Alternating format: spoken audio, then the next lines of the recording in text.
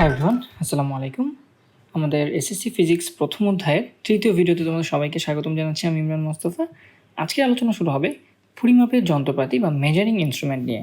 প্রথমত আমরা শুরু করব স্কেল দিয়ে। তো নর্মালি স্কেল ব্যবহার করিনি এমন স্টুডেন্ট আমার লাইফে মনে হয় আমি কখনো দেখিনি, বা আমরা যারা স্টুডেন্ট আছি তারা সবাই আসলে স্কেলের সাথে পরিচিত। এবং ছোটোখাটো দৈর্ঘ্য মাপার জন্য আমরা কিন্তু প্রায়ই স্কেল ব্যবহার স্কেল ব্যবহার করে থাকি। এবং সেক্ষেত্রে মিটার স্কেলটি সবচেয়ে বেশি ব্যবহার করা হয়। এবং বলা হচ্ছে যে মিটার স্কেল নর্মালি আমরা সবাই আসলে দেখি, এবং আমরা জানি 1 মিটার মানে আসলে কত সেন্টিমিটার, সেটা হচ্ছে 100 সেন্টিমিটারে 1 মিটার। তাহলে এক্ষেত্রে আমার মিটার স্কেল বলতে এটাকে কেন মিটার স্কেল নাম দেওয়া হলো, কারণ এই মিটার মানে স্কেলটার দৈর্ঘ্য হচ্ছে 1 মিটার। তাহলে এখানে বিভিন্ন ধরনের স্কেল দেখতে পাচ্ছ। নর্মালি কিন্তু আমরা বাসা বাড়িতে বা আমাদের স্কুলে বা লেখাপড়ার জন্য এই সকল স্কেল ব্যবহার করে থাকি। ঠিক আছে, এখানে 10 ফিট মাপার জন্য স্কেল আছে, এখানে 10 ফিট মাপার জন্য স্কেল আছে। ঠিক আছে, তো বিভিন্ন দৈর্ঘ্য মাপার জন্য আমরা এখানে কতগুলো স্কেল দেখতে পাচ্ছি। তো এই স্কেলগুলো আমরা প্রায়ই ব্যবহার করে থাকি। এবং মিটার স্কেল বলতে এমন একটা স্কেল বোঝানো হচ্ছে যেই স্কেলের দৈর্ঘ্য হচ্ছে 1 মিটার বা 100 সেন্টিমিটার। এরপরে চলে আসি ভার্নিয়ার স্কেল। এটা খুবই খুবই খুবই গুরুত্বপূর্ণ একটা স্কেল। এবং দেখা যায় যে ধরো কোনো একটা বস্তু তুমি মাপতেছ তোমার স্কেলে, কিন্তু মেপে তুমি 7 মিলিমিটার আর 8 মিলিমিটার এই দুইটা থাকে মাঝামাঝি কোথাও আসছে। বস্তুটাকে যখন তুমি স্কেলে মাপা শুরু করেছো তখন হয়তো বস্তুটা 7 আর 8 মিলিমিটারের মাঝখানে কোথাও আসছে। তাহলে এখন বস্তুটা আসলে 7 মিলিমিটার আমরা জানি, কিন্তু বা 7 মিলিমিটার থেকে একটু বেশি বড়, বাট ওই যে কতটুকু বড় সেটা তো আমি বের করতে পারি না নর্মাল স্কেলে। তাহলে ওইটা বের করার জন্য যে স্কেল ব্যবহার করা হয় সেই স্কেলটাকে আসলে বলা হচ্ছে আমাদের ভার্নিয়ার স্কেল। এবং সেক্ষেত্রে আমরা এটা পেয়ে যাব যে 7 মিলিমিটার থেকে কত ভগ্নাংশ বেশি সেটা ভার্নিয়ার স্কেল ব্যবহার করে পেয়ে যাব। এবং এই স্কেলটাকেই আসলে বলা হচ্ছে ভার্নিয়ার স্কেল।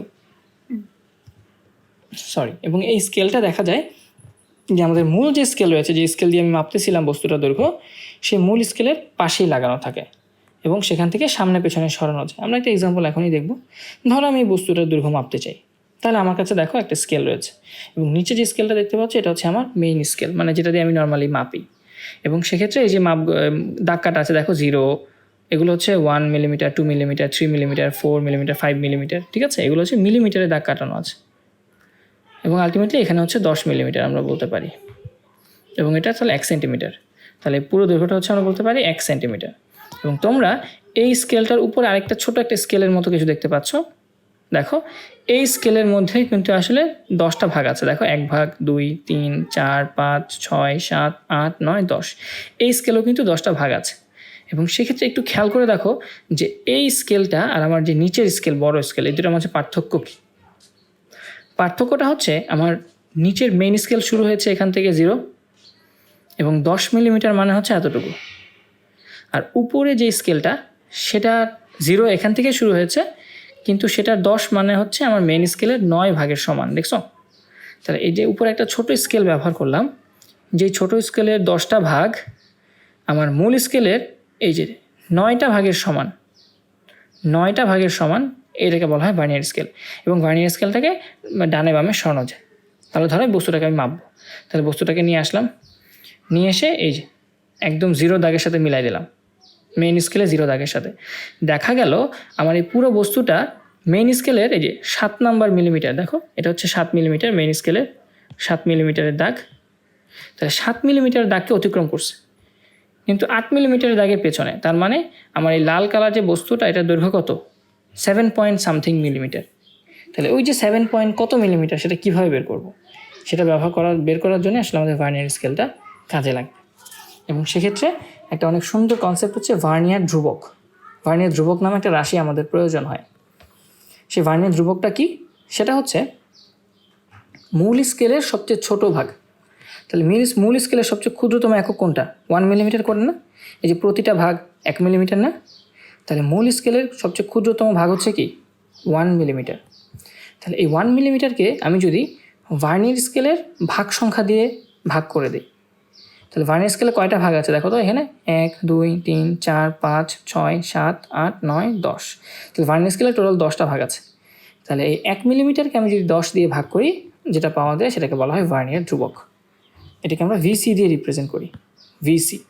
তাহলে এই ক্ষেত্রে এই ক্ষেত্রে আমরা বলতে পারি ভার্নিয়ার ধ্রুবকের মান কত, 0.1 মিলিমিটার। ঠিক আছে, কীভাবে পেলাম? মূল স্কেলের ক্ষুদ্রতম এক ভাগ দিয়ে আমি ভার্নিয়ার স্কেলের যেই টোটাল ভাগ সংখ্যা আছে সেটা দিয়ে ভাগ করেছি। এখন কিছু কিছু ভার্নিয়ার স্কেল তোমরা দেখতে পাবা যেখানে আসলে 20টা ভাগ কাটা থাকে, 20টা ঘর থাকে। ঠিক আছে, তাহলে সেক্ষেত্রে ওই সকল স্কেলের জন্য আমাদের ভিসি কত হবে? সেটা হবে 1 মিলিমিটার বাই 20। ঠিক আছে, সোজা কথা, আমার মূল স্কেলের ক্ষুদ্রতম এক ভাগের দৈর্ঘ্য ডিভাইডেড বাই ভার্নিয়ার স্কেলের ভাগ সংখ্যা, এটাই হচ্ছে আমার ভার্নিয়ার ধ্রুবক। এবং ভার্নিয়ার স্কেল নিয়ে আরও আসলে ডিটেলসে আরও কিছু জিনিস প্রবলেম আছে, সেগুলো তোমরা বাসায় প্র্যাকটিস করে বা বিভিন্ন গাইড থেকেই দেখলে বুঝতে পারবা। বা এটার আরেকটা সংজ্ঞা যদি আমি দিতে চাই তাহলে আমাকে এভাবে বলতে হবে যে সেটা হচ্ছে আমার ভার্নিয়ার স্কেলের এক ভাগ মূল স্কেলের এক ভাগ থেকে যতটুকু ছোট, অবশ্যই ছোট হবে। কেন? কারণ আমার মূল স্কেলে, একটু খেয়াল করে দেখো এই ছবিটা, মূল স্কেলের 9 ভাগ মানে 9 মিলিমিটার, বা এটা হচ্ছে মূল স্কেলে, এটা কতটুকু, এই দূরত্বটা আমরা বলতে পারি যে এই দূরত্বটা কিন্তু আসলে 9 মিলিমিটার, ঠিক না? এই রেড কালার দূরত্বটা কিন্তু আসলে 9 মিলিমিটার, যেটা আমি মাত্র দেখালাম। এখান থেকে শুরু করে মূল স্কেলের 9 দাগ পর্যন্ত 9 মিলিমিটার। তাহলে 9 মিলিমিটারে আমার ভার্নিয়ার স্কেলে কয়টা ভাগ আছে? 10টা ভাগ, রাইট? 9 মিলিমিটারে 10টা ভাগ, 9 মিলিমিটারে 10টা ভাগ, বা বলতে পারো আসলে 10টা ভাগের দূরত্ব কত? 9 মিলিমিটার। তাহলে একটা ভাগের দূরত্ব কত হবে? 9/10 মিলিমিটার। তার মানে এটা কি অবশ্যই 1-এর থেকে কম না? এই সংখ্যাটা কিন্তু আসলে 1-এর থেকে কম। তাহলে আমার ভার্নিয়ার স্কেলের এক ভাগ এর দৈর্ঘ্য যতটুকু, আর মূল স্কেলের এক ভাগের দৈর্ঘ্য, মূল স্কেলের এক ভাগ দৈর্ঘ্য কত? মূল স্কেলের এক ভাগ আমরা জানি 1 মিলিমিটার। তাহলে মূল স্কেলের এক ভাগ আমরা জানি হচ্ছে 1 মিলিমিটার, এবং এটা বড়। তাহলে মূল স্কেলের এক ভাগ ভার্নিয়ার স্কেলের এক ভাগ থেকে বড়।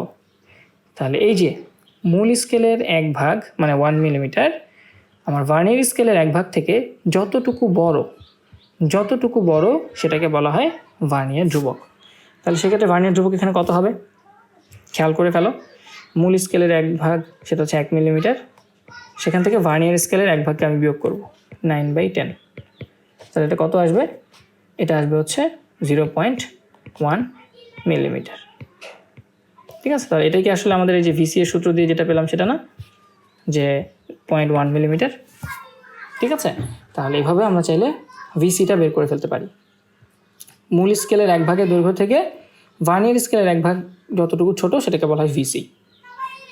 অথবা এইভাবে বের করা যায় যে আমার মূল স্কেলের এক ভাগের দৈর্ঘ্য ডিভাইডেড বাই ভার্নিয়ার স্কেলের ভাগ সংখ্যা।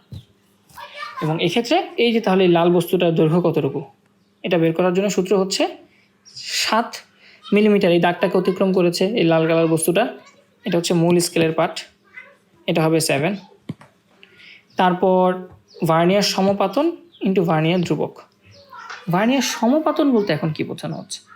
তাহলে ভার্নিয়ার সমপাতন মানে হচ্ছে, একটু খেয়াল করে দেখো তো, এই যে এখন বস্তুটাকে নিয়ে আসার পরে এই ভার্নিয়ার স্কেলটা আর মূল স্কেলের কোনো একটা দাগ সরাসরি মিলে গেছে। এই দাগ ভার্নিয়ার স্কেলের কোনো দাগের সাথে মিলে নাই, এটা মিলে নাই, এটা মিলে নাই, এটা মিলে নাই। একটু খেয়াল করে দেখো, এই যে ভার্নিয়ার স্কেলের 6 নাম্বার দাগটা মূল স্কেলের এই দাগের কোনো একটা দাগের সাথে মিলে গেছে, দেখো একদম মিলে গেছে। বাকি কিন্তু কোনোটা মিলে নাই, দেখো বাকি সবগুলো দাগে একটু এপাশ ওপাশ আছে। তাহলে এই ভার্নিয়ার স্কেলের 6 নাম্বার দাগটা মূল স্কেলের কোনো একটা দাগের সাথে মিলে গেছে। তাহলে ভার্নিয়ার স্কেলের যেই সংখ্যাটা মূল স্কেলের কোনো দাগের সাথে মিলে যাবে ওটাকে বলে ভার্নিয়ার সমপাতন। এক্ষেত্রে ভার্নিয়ার সমপাতন হচ্ছে 6 ইন্টু ভার্নিয়ার ধ্রুবক। ভার্নিয়ার ধ্রুবকের মান কত? 0.1 মিলিমিটার আমরা পেয়েছি। তাহলে এক্ষেত্রে আমরা মূল স্কেলের পার্ট 7 মিলিমিটার। কেন? কারণ এই লাল বস্তুটা মূল স্কেলের 7 মিলিমিটার দাগকে অতিক্রম করেছে। যত দাগকে অতিক্রম করবে মূল স্কেলের পার্ট হবে তত।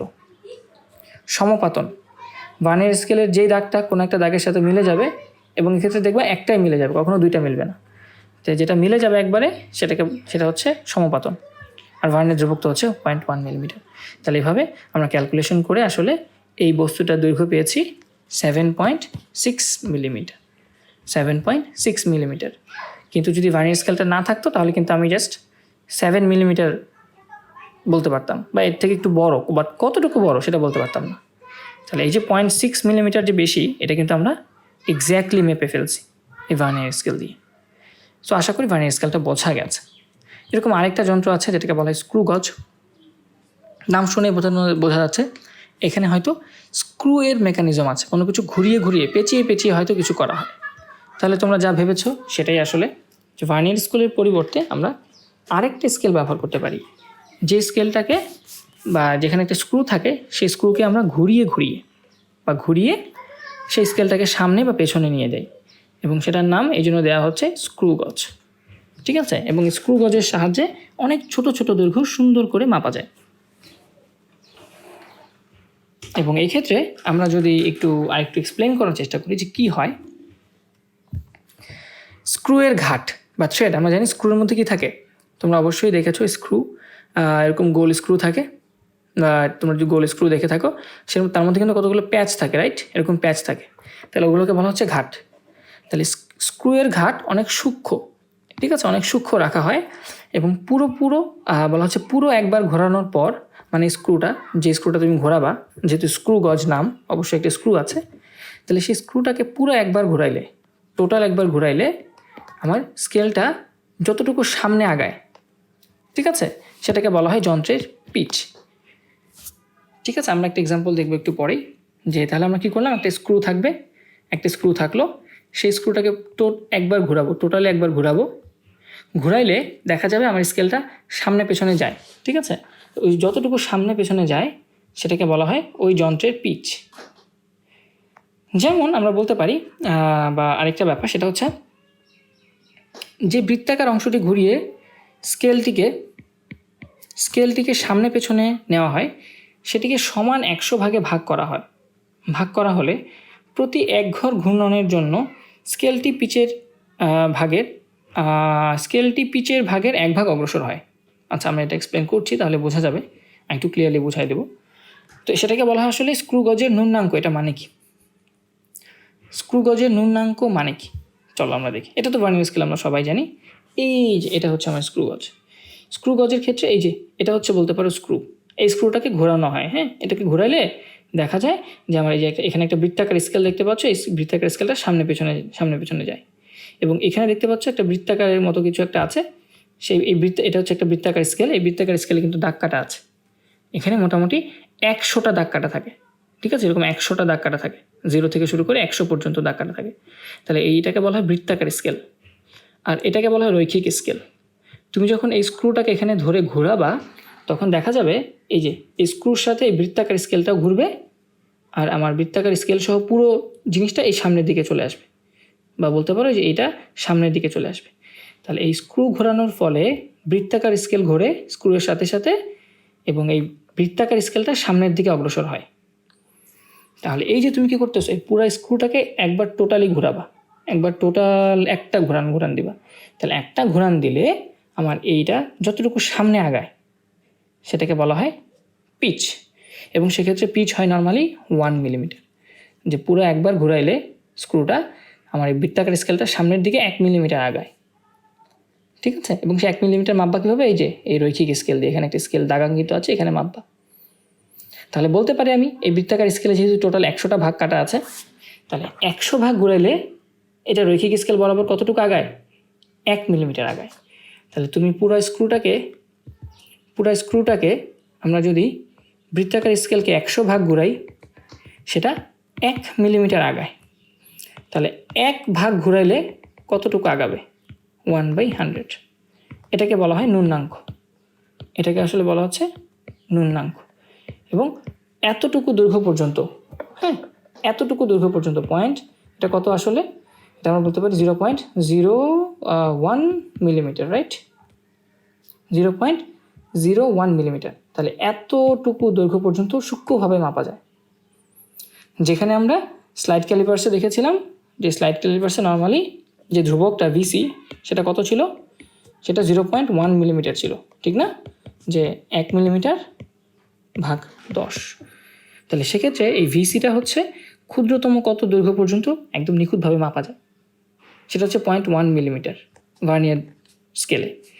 আর আমরা এই স্ক্রু গজে দেখতে পাচ্ছি সর্বনিম্ন 1 মিলিমিটারের 100 ভাগের 1 ভাগ বা 0.01 মিলিমিটার পর্যন্ত সূক্ষ্মভাবে মাপা যায়।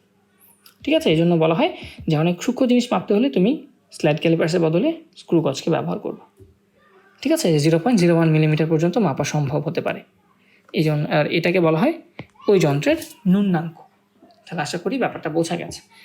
এই স্ক্রু গজের পুরো স্ক্রুটাকে ঘোরালে বৃত্তাকার স্কেল পুরোটা ঘুরে বা বলতে পারো 100 ভাগ ঘুরে এবং এটা রৈখিক স্কেল বরাবর 1 মিলিমিটার আগায়। ওই 1 মিলিমিটারকে বলা হচ্ছে পিচ। আর ওই 1 মিলিমিটারের কে যদি আমি যদি রৈখিক স্কেলের ভাগ সংখ্যা দিয়ে ভাগ করি তাহলে আমি পাই হচ্ছে ন্যূনাঙ্ক। ফাইন। এরপর হচ্ছে ব্যালেন্স বা ভর মাপার যন্ত্র। তোমরা আসলে প্রায় এগুলো দেখে থাকবা। দোকানে গেলে তো এখন সবসময় ডিজিটাল যন্ত্র দেখা যায় না, যে ডিজিটালি মাপা হয়। এগুলো তোমরা দেখবা ব্যালেন্স বা ভর মাপার যন্ত্র। ঠিক সেমভাবে ঘড়ি বা সময় মাপার জন্য আমরা কী করি, এরকম স্টপ ওয়াচ ব্যবহার করি এবং আধুনিক মোবাইল ফোনে কিন্তু স্টপ ওয়াচ বিল্ট ইনই থাকে। তো সেক্ষেত্রে এই ছিল আমাদের যন্ত্র। এখন যদি আমরা একটা সমস্যা দেখার চেষ্টা করি। সমস্যাটা কি দেখো, বলা হচ্ছে চিত্রটিতে দেখানোর বস্তুর দৈর্ঘ্য কত। এখানে বস্তু আছে, এই বস্তুর দৈর্ঘ্য কত সেটা মাপতে হবে এবং এক্ষেত্রে আমাকে কিছু মান দেওয়া আছে। দেখো যে বস্তুটার দৈর্ঘ্য 7 ± 0.5 মিলিমিটার হবে। তার মানে হয়তো বস্তুটা ম্যাক্সিমাম 7.5 মিলিমিটার হবে। আবার যেহেতু মাইনাস বোঝানো হচ্ছে তাহলে হয়তো কমও হতে পারে, 0.5 মিলিমিটার কমও হতে পারে। তাহলে বস্তুটার দৈর্ঘ্য কতটুকু হতে পারে, এই মানটা থেকে কি বুঝি আমরা? 7 ± 0.5 মানে কি? মানে হচ্ছে হয়তো 7 + 0.5 মিলিমিটার অথবা 7 - 0.5 মিলিমিটার। তার মানে বস্তুটার দৈর্ঘ্য আইদার 6.5 মিলিমিটার থেকে 7.5 মিলিমিটার, এই রেঞ্জের কিছু একটা হবে। এখন আমরা যেটা করব যে নির্ভুলতা কীভাবে পরিমাপ করা যায় সেটা নিয়ে আলোচনা করব। তাহলে একটু খেয়াল করে দেখো, এই নির্ভুলতার একটা পরিমাপ হচ্ছে চূড়ান্ত ত্রুটি। চূড়ান্ত ত্রুটি বা আমরা বলি এটা অ্যাবসলিউট এরর। দ্যাট মিনস এই যে তোমার কতটুকু নির্ভুল, তুমি একটা দূরত্ব মাপলা, দৈর্ঘ্য মাপলা, সেটা কতটুকু নিখুঁত হচ্ছে, নির্ভুল হচ্ছে, সেটা মাপার জন্য একটা রাশি ব্যবহার করা হয় যেটার নাম দেওয়া হচ্ছে চূড়ান্ত ত্রুটি। এবং নামটা দেখিয়ে আসলে বোঝা যাচ্ছে এটি হচ্ছে প্রকৃত মানের তুলনায় পরিমাপ করা মাপের পার্থক্য। ঠিক আছে, প্রকৃত যে মাপ রয়েছে সেই মাপের তুলনায় আমার পরিমাপ করা মাপের পার্থক্য। দ্যাট মিনস প্রকৃত মান ধরো 8 মিলিমিটার, তুমি পাইছো হচ্ছে 7 মিলিমিটার, তাহলে চূড়ান্ত ত্রুটি কত হবে? 1 মিলিমিটার। ঠিক আছে, তাহলে ওই যে কতটুকু ভুল করলা, ত্রুটি কতটুকু হলো, সেটা মাপার জন্যে আমাদের চূড়ান্ত ত্রুটি নামে একটা রাশি রয়েছে এবং সেটা আমরা বলতে পারি আসলে 0.5 মিলিমিটার। ঠিক আছে, এটা অবশ্যই মডুলাস ভ্যালু নেওয়া হয়। ±0.5 মানে কি, হয়তো 0.5 বেশি নয়তো 0.5 কম, বাট মানটা কত সেটা হচ্ছে 0.5 মিলিমিটার। তাহলে এটাকে আমরা বলতে পারি আমাদের চূড়ান্ত ত্রুটি। ঠিক আছে, অ্যান্ড ফাইনালি আপেক্ষিক ত্রুটি নামে আরেকটা রাশি রয়েছে যেটা দিয়ে বোঝা যায় যে কতটুকু ত্রুটি আমরা পেলাম বা এটা আসলে কতটুকু ত্রুটি। হ্যাঁ, সেটা হচ্ছে চূড়ান্ত ত্রুটিকে আমরা যদি পরিমাপ করা মান দিয়ে ভাগ করি সেটাকে বলা হয় আপেক্ষিক ত্রুটি। যেমন আমাদের আপেক্ষিক ত্রুটি যে আগের যে এক্সাম্পল ছিল সেখান থেকে যদি আপেক্ষিক ত্রুটি বের করতে বলে তাহলে কি করব? আমরা দেখেছি চূড়ান্ত ত্রুটি 0.5 মিলিমিটার, মানে ত্রুটি হতে পারে বেশির ক্ষেত্রে 0.5 মিলিমিটার, কমের ক্ষেত্রে 0.5 মিলিমিটার, মানে এটার অ্যাবসলিউট ভ্যালু, মডুলাস ভ্যালু, ধনাত্মক নাম্বারটা হচ্ছে চূড়ান্ত ত্রুটি। তাহলে এক্ষেত্রে যতটুকু বেশি বা কম হতে পারে এটা হচ্ছে চূড়ান্ত ত্রুটি 0.5। সেটাকে যদি আমি প্রকৃত মান দিয়ে ভাগ করি, প্রকৃত মান কত ছিল? 7 মিটার বা 7 মিলিমিটার। তাহলে 0.5কে 7 মিলিমিটার দিয়ে ভাগ করলে আমরা পাই 0.071। এটাই হচ্ছে আমার আপেক্ষিক ত্রুটি, বা এটা পার্সেন্টেজ করলে আমরা পাই 7.1%। তার মানে এই যে তুমি যে ত্রুটিটা পাবা, হ্যাঁ, যে ত্রুটিটা সম্ভব এখানে হয়তো বেশি হয়ে গেল নয়তো কম হয়ে গেল, তাহলে পুরোটার তুলনায় এটা কতটুকু ত্রুটি, তার মানে 7.1% হচ্ছে এটার আপেক্ষিক ত্রুটি। ঠিক আছে, এটার ত্রুটি হচ্ছে 7.1%, বা বলতে পারো ভুলের পরিমাণ হচ্ছে 7.1%। এবং নির্ভুল কতটুকু নির্ভুল সেটা হচ্ছে 92.9%। ঠিক আছে, এটা হচ্ছে আমাদের ত্রুটির শতকরা পরিমাণ। শতকরা ত্রুটি হয়তো 7.1% হবে এই ক্ষেত্রে। তাহলে চূড়ান্ত ত্রুটি হচ্ছে কতটুকু বেশি বা কম হয়। আপেক্ষিক ত্রুটি হচ্ছে চূড়ান্ত ত্রুটি দিয়ে প্রকৃত মাপটাকে চূড়ান্ত ত্রুটিকে প্রকৃত মাপটা দিয়ে ভাগ করলে যেটা হয় সেটা হচ্ছে আপেক্ষিক ত্রুটি। চূড়ান্ত ত্রুটিকে আসল মানটা দিয়ে ভাগ করলে যেটা হয় সেটা হচ্ছে আপেক্ষিক ত্রুটি। এবং সেখান থেকে আমরা তো অনেক সময় শতকরা মাপটা নিয়ে আসি 100 দিয়ে গুণ করে। এরপর এখানে আমরা একটা এক্সাম্পল দেখার চেষ্টা করি, এটা লাইন বাই লাইন বোঝার চেষ্টা করব। ধরছি একটা বর্গাকৃতির বই রয়েছে, বর্গাকৃতি, যার দৈর্ঘ্য পরিমাপ করে তুমি 10 সেন্টিমিটার পেয়েছো।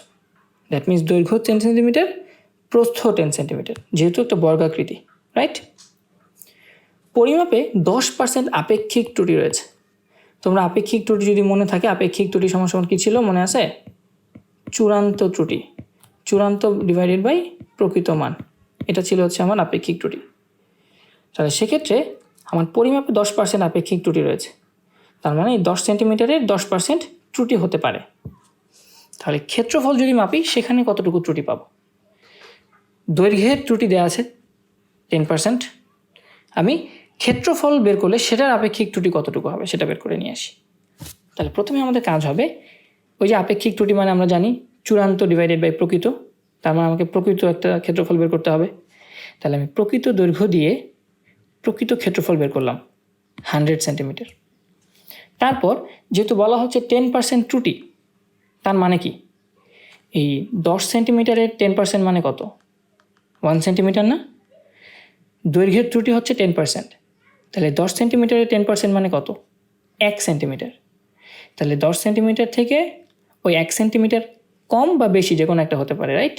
তাহলে আমরা বলবো যে আপেক্ষিক ত্রুটি 10% হওয়ায় আমার দৈর্ঘ্য পরিমাপ করলে আমি হয়তো সবচেয়ে কম 10 সেন্টিমিটার থেকে 1 সেন্টিমিটার বাদ দিলে 9 সেন্টিমিটার পেতে পারি, আবার হয়তো দৈর্ঘ্যটা সবচেয়ে বেশি কতটুকু পেতে পারি? 10 + 1 বা 11 সেন্টিমিটার, যেহেতু 10% ত্রুটি। তাহলে 10 সেন্টিমিটারের 10% মানে কত? 10কে 10% দিয়ে ভাগ করো, তার মানে হচ্ছে আমরা বলতে পারি 1, ঠিক আছে? তাহলে 1 সেন্টিমিটার, তার মানে আমার আপেক্ষিক ত্রুটি হচ্ছে কত? 1 সেন্টিমিটার। তাহলে 10 সেন্টিমিটার থেকে এই ত্রুটি যদি আমি বিয়োগ করি তাহলে সবচেয়ে লোয়েস্ট কত পেতে পারি? দৈর্ঘ্য হয়তো 9 সেন্টিমিটার। আবার 10 সেন্টিমিটারের সাথে আমি যদি এই 1কে যোগ করি তাহলে সর্বোচ্চ কত ত্রুটি হতে পারে? সেটা হচ্ছে সর্বোচ্চ হতে পারে 11 সেন্টিমিটার। মানে 10 সেন্টিমিটার ত্রুটি 10%-এ 9 সেন্টিমিটার আর 11 সেন্টিমিটারের মাঝখানে কিছু একটা হবে। সবচেয়ে কম 9 সেন্টিমিটার হতে পারবে, সবচেয়ে বেশি 10 সেন্টিমিটার হতে পারবে। এবং সেটা কীভাবে পেলাম? এই যে 10% ত্রুটি দিয়ে। 10 সেন্টিমিটারের 10% মানে হচ্ছে 1 সেন্টিমিটার। তাহলে 10 সেন্টিমিটারের সাথে 1 সেন্টিমিটার যোগ করে 11 সেন্টিমিটার, 10 সেন্টিমিটারের সাথে 1 সেন্টিমিটার বিয়োগ করে 9 সেন্টিমিটার। তাহলে এখন সবচেয়ে কম দৈর্ঘ্য হতে পারে 9 সেন্টিমিটার। তাহলে এই 9 সেন্টিমিটার ধরে ক্ষেত্রফল বের করি, যে 9 9 81 সেন্টিমিটার স্কোয়ার। আবার সবচেয়ে বড় কত হতে পারে? 11 সেন্টিমিটার। সে 11 সেন্টিমিটার ধরে ক্ষেত্রফল বের করি, সেটা হয় 121 সেন্টিমিটার স্কোয়ার। তাহলে আমাদের প্রকৃত মান ছিল 100, প্রকৃত ক্ষেত্রফল। আমি সবচেয়ে কম মান ধরে ক্ষেত্রফল পেলাম 81, সবচেয়ে বেশি মান ধরে ক্ষেত্রফল পেলাম 121। তাহলে 100 থেকে এই পার্থক্যটা কত? কম হলে কত কম হয়, বেশি হলে কত বেশি হয়? তাহলে আমরা দেখতে পাচ্ছি কম হলে সেটা হয় 19 সেন্টিমিটার স্কোয়ার সর্বোচ্চ, আর যদি বড় হয় তাহলে সর্বোচ্চ হয় 21 সেন্টিমিটার। তাহলে কম হলে 19, বেশি হলে 21, বাট আমাদের এখন 21টাই নিতে হবে। কেন? কারণ আমরা ত্রুটি চিন্তা করছি। ত্রুটি মানে হচ্ছে তোমার ভুল হয়েছে কতটুকু, এবং ভুলের ক্ষেত্রে মানুষ সবসময় কি বড়টাই চিন্তা করে, ঠিক আছে? কেউ তোমার কোনো ক্ষতি করেছে, তাহলে কত ক্ষতি করেছে কেউ যদি জিজ্ঞেস করে, তুমি তোমার সবচেয়ে বড় ক্ষতিটা বলবা। ঠিক সেমভাবে এটা যেহেতু একটা ত্রুটি, ভুল, তাহলে ভুলটা সবচেয়ে দুইটা পাইছো, ছোট হলে এতটুকু ছোট, বড় হলে এতটুকু বড়। তাহলে কোন ত্রুটিটা সবচেয়ে বেশি? 21। তাহলে এই জন্য তুমি ত্রুটি হিসাবে 21 সেন্টিমিটার স্কোয়ারকে নিচ্ছ, ঠিক আছে? তাহলে আপেক্ষিক ত্রুটি আমরা আগে সূত্র পড়েছি চূড়ান্ত বাই প্রকৃত। তাহলে চূড়ান্ত ত্রুটি হচ্ছে 21, প্রকৃত হচ্ছে 100, তার মানে 0.21। আপেক্ষিক ত্রুটি হচ্ছে 0.21। আর এটাকে যদি আমি পার্সেন্টেজ করতে চাই, যে আমি ইন্টু 100% করলাম, তাহলে আমরা কত পাবো? 0.21%, ঠিক আছে? তাহলে আমার ক্ষেত্রফলের ত্রুটি কিন্তু প্রায় 21%-এর কাছাকাছি হবে। যদিও দৈর্ঘ্যের ত্রুটি 10%, কিন্তু ক্ষেত্রফলের ত্রুটি হবে 21%, ঠিক আছে? তাহলে এইভাবে কিন্তু আমরা এই ত্রুটিগুলো বের করতে পারি। ঠিক সেমভাবে এখন যদি তোমাকে আয়তন বের করতে বলে, তাহলে তুমি আয়তনের ক্ষেত্রেও প্রকৃত আয়তন বের করবা, সবচেয়ে কম ত্রুটি দিয়ে আয়তন বের করবা, সবচেয়ে বেশি ত্রুটি দিয়ে আয়তন বের করবা, তারপর দেখবা যে কোন ত্রুটিটা বেশি, কম হলে কত কম, বেশি হলে কত বেশি, এই দুইটার মধ্যে সবচেয়ে বড় ত্রুটিটাই তুমি ত্রুটি হিসেবে গণ্য করবা, ঠিক আছে, চূড়ান্ত ত্রুটি হিসেবে। আর সেই চূড়ান্ত ত্রুটিকে তুমি প্রকৃত মান দিয়ে ভাগ করলেই আপেক্ষিক ত্রুটিটা পেয়ে যাবা। তো আশা করি এই প্রশ্নটা তোমরা সবাই বুঝতে পেরেছ। এখন last but not the least আমরা এখানে আরেকটা সমস্যা দেখব। এই সমস্যাটা হচ্ছে এরকম, তুমি একটা বাক্স নিয়েছো, একটা বাক্স রুলার দিয়ে মাপা শুরু করেছে এবং সেই বাক্সটা মাপার জন্যে তোমার দৈর্ঘ্য প্রস্থ উচ্চতা পেয়েছো 10 সেন্টিমিটার, 5 সেন্টিমিটার আর 4 সেন্টিমিটার। তুমি একটা রুলার দিয়ে মেপেছো বক্সটাকে। তাহলে বলা হচ্ছে তোমার মাপে কত শতাংশ ত্রুটি আছে।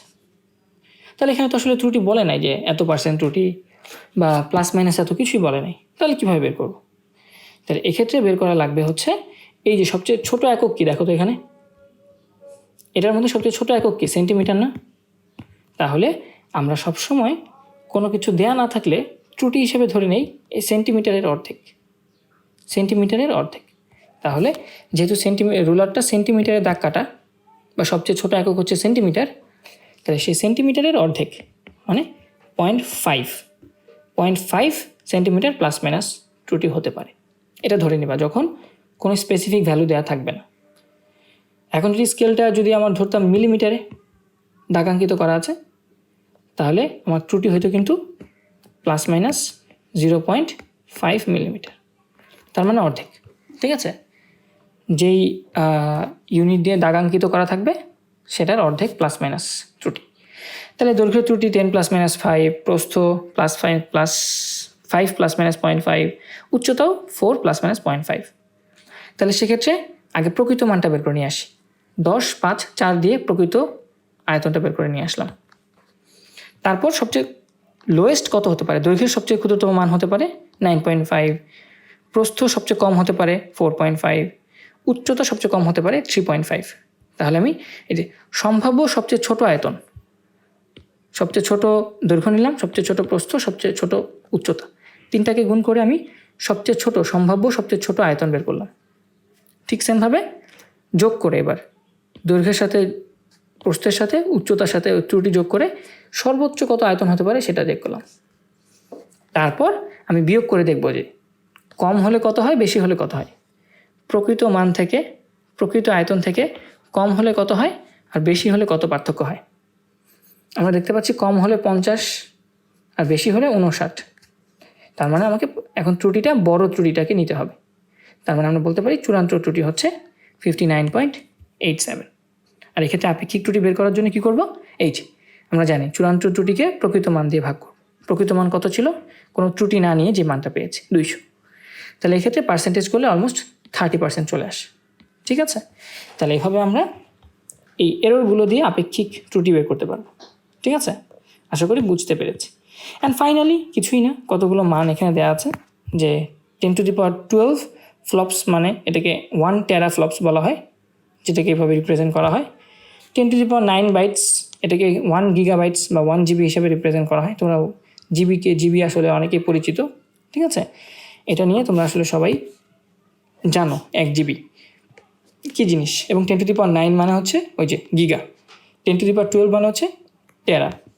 ঠিক সেমভাবে 10^3 এটা মানে আমরা জানি কি মিলি, রাইট। 10^9 এটাকে বলা হয় ন্যানো। 10^18 এটাকে বলা হয় অ্যাটো। তাহলে এক্ষেত্রে এই উদাহরণগুলো আমাদের দেয়া ছিল এবং আমরা নেক্সট ক্লাস থেকে ইনশাল্লাহ আমাদের অধ্যায়ের যাবতীয় যেই গাণিতিক সমস্যাগুলো আছে এবং সৃজনশীল বহু নির্বাচনী আছে সেগুলো করব। তো সেই ভিডিও দেখার আমন্ত্রণ জানিয়ে সবার থেকে বিদায় নিচ্ছি। আসসালামু আলাইকুম।